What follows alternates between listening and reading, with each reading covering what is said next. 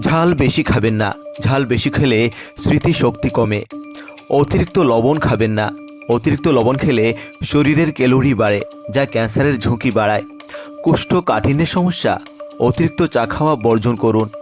মোটা হওয়ার ভয়, প্রতিদিন গ্রিন টি খান। জ্বরের সময় দিনে 2 বার কমলা লেবুর রস খেলে উপকার পাবেন। চুল উঠতে পেঁয়াজের রস ব্যবহার করুন। দ্রুত ওজন কমাতে ঘুম থেকে উঠেই 1 গ্লাস গরম পানি পান করুন।